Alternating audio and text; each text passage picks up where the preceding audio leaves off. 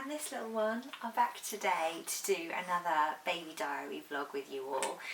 She's 3 months old now, so this is our 3-month baby vlog. We missed out our 2nd month one because Christmas happened and it was all just a bit crazy.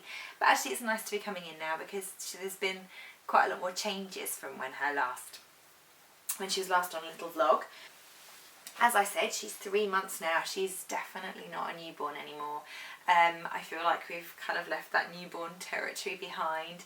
She's very much a baby now, and it's really interesting because I think before she was born, I had this idea in my head that I loved toddlers more than I liked babies because I just felt like they were more fun. And then she came along and completely reminded me how much I love newborns. And when she was a newborn, I would hold her on my chest and think, I don't want her to grow up. I don't want her to be 3 months, 4 months, 6 months, 10 months. I don't want her to be those things. But I'm remembering now why it is that I love babies so much, because she's just at such a brilliant age now. She's sighing. She's just at a brilliant age now where she's getting to be more communicative, and she's starting to look at her toys and play with her toys, and she smiles and she laughs and she's just so happy and content. And we are at that point now where we've just kind of got into the swing of everything with her now, and it's just, I don't want to say easy, but it kind of is quite easy now, which is really nice. She's changed tons, and I thought it'd be really interesting to put in here her monthly photos. I plan on taking the same photograph of her every single month on her month birthday, on the 13th of each month. So I do the same photo setup, put her in a plain white vest, and I think it's really interesting already how much she's changed from her 1st month picture, where she still looks so much like a newborn. And then there's her 2nd month picture where she's looking a bit bigger, and by her 3rd month picture, which is her now, she's getting little chubby thigh rolls, and she just is turning into that sort of bonny baby that you sort of picture when you think about babies, and she's definitely losing that newborn look. I talked a little bit in my last video about the fact that we were embracing the 4th trimester kind of theories of just kind of going with the flow for those first few months, not enforcing routines, not enforcing sort of schedules or trying to really find any particular routines, and just going with her, being responsive to her needs, being responsive to my needs as a new mum. And that has worked really well for us. Officially speaking, now that she's 3 months old, we're kind of out of that 4th trimester now. But it's worked sort of so well for us that we're kind of carrying on with it really. She seems to have found sort of routines of her own really, without us really needing to push anything on her, which has been a real sort of change for me with the other two, where I have always been a bit of a stickler for routine and was really keen to get them in a routine quite quickly. With her, I haven't been pushing her into a routine, and funnily enough, she's found one of her own. So that seems to be working well for us, and if it's working, if it ain't broke, don't fix it and all that. So we are going to stick with just responding to what feels right for us at the time. I'd be lying, and I guess doing a disservice to parenthood, if I didn't talk about the fact that there are obviously tough bits. It can be tricky sometimes juggling the needs of 3 children, and 3 quite little children, in all honesty.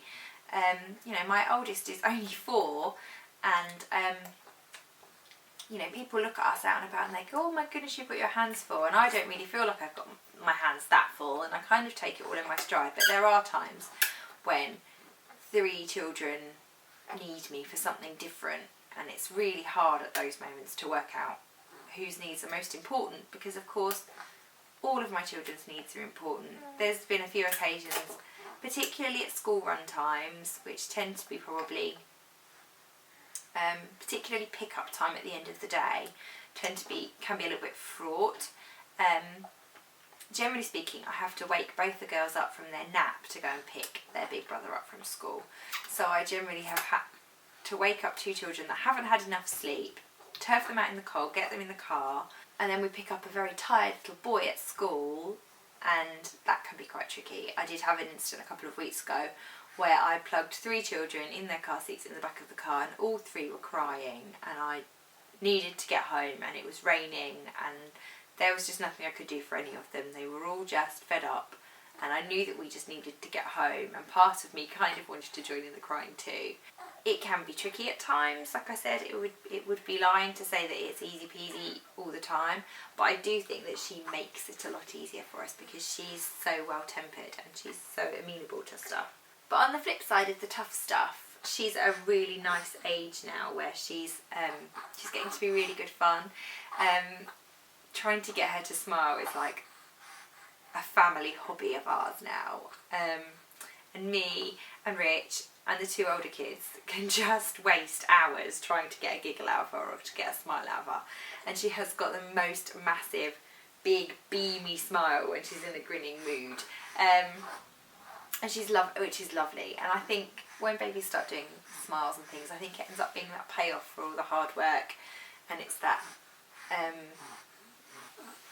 sort of feeling that you are doing something right and they appreciate what you're doing and that they love you back, I guess. I asked on Twitter before I put this video together whether anybody had any questions for me, and I got some really interesting ones. I'm going to answer some of those questions now, and I'll put the links to the people who asked the questions in the box below so that you can check out their channels, because the 3 questions that the 3 sort of people that asked me interesting questions have got their own channels that are worth checking out, so I'll put their links below.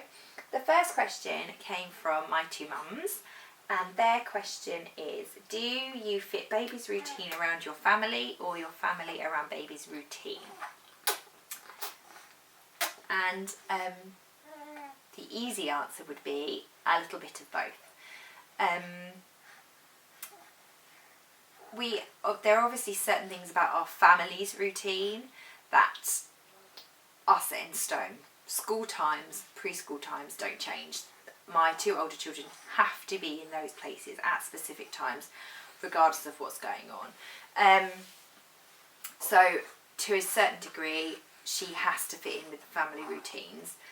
But because of that, in between times, I make sure that everything kind of revolves around her. So at weekends, we tend to be sort of a slave to whatever she fancies, and as much as possible, if my husband's working from home, or if there's anybody else, if my mum's around, or if there's any way we can be a bit more flexible about things, I try and stick as much to what suits her as possible. She's a bit of a home bird, and she does prefer to be at home, so there are days when she just gets a bit fed up of being turfed out on school runs and preschool runs. But needs must, and that's sort of the nature of having to juggle more than one child, I guess. You have to deal with all of their different needs and the different things that they need to be doing.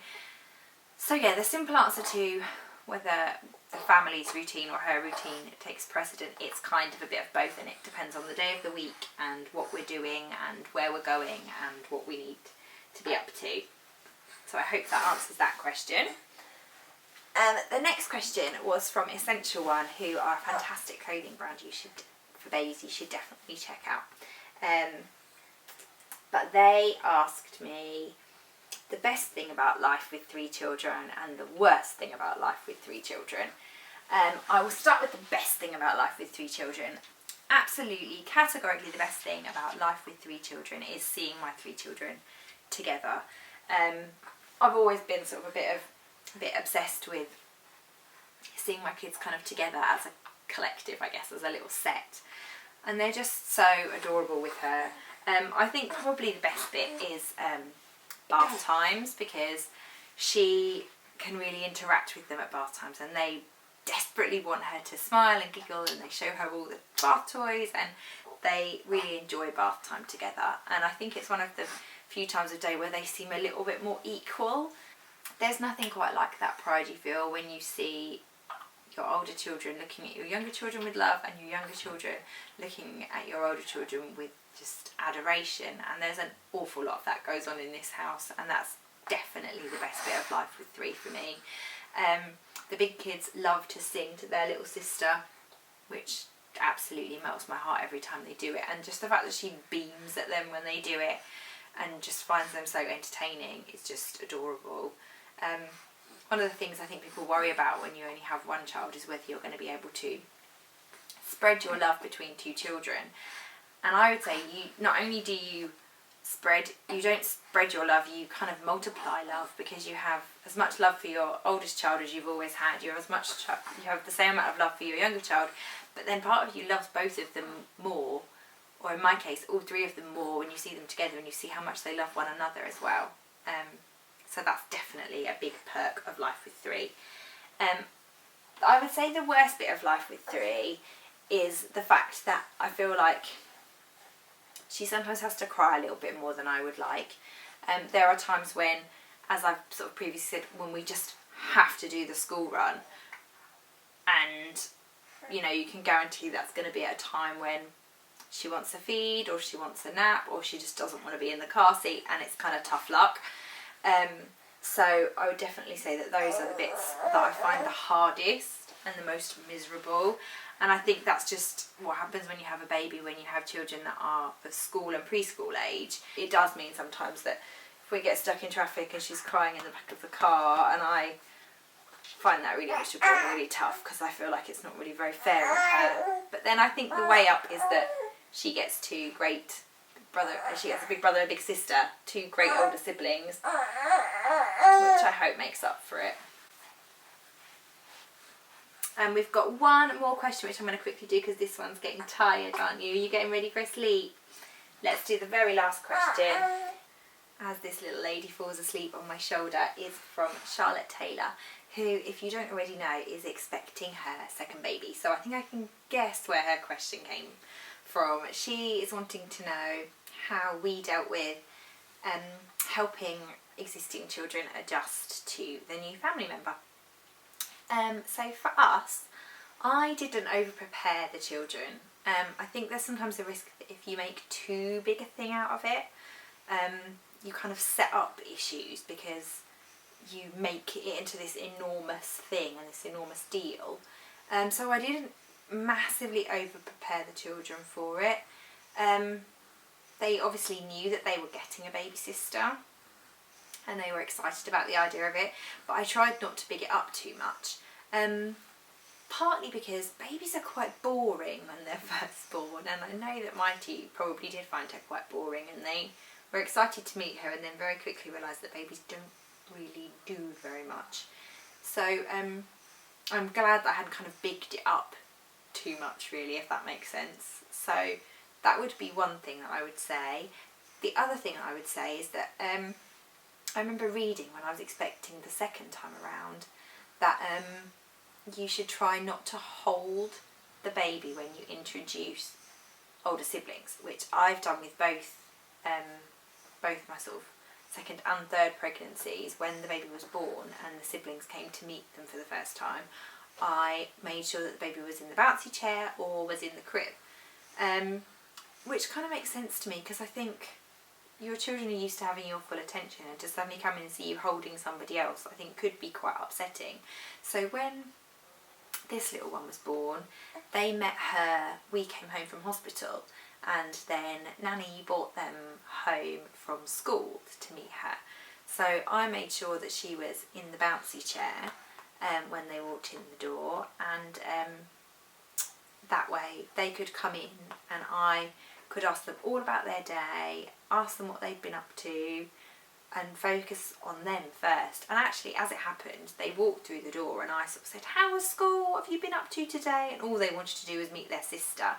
But it meant that all the focus was on them and that they still felt very much part of everything. And then I let them meet their sister in the bouncy chair first, so they could sort of look at her and see her, and we told them what her name was before anybody picked her up, really. And I picked her up and very quickly, asked them whether they wanted to hold her, but didn't push it. This time round, they were both really, really keen to hold their baby sister straight away. They wanted cuddles with her. But when my older little girl was born, my little boy didn't want to hold her for about a month. I think he was a bit afraid to hold her, and we didn't push it, because I think it's more important that they want to spend time together, that they choose to spend time together. So I didn't ever push them on one another in that respect, and sort of waited to sort of take their lead.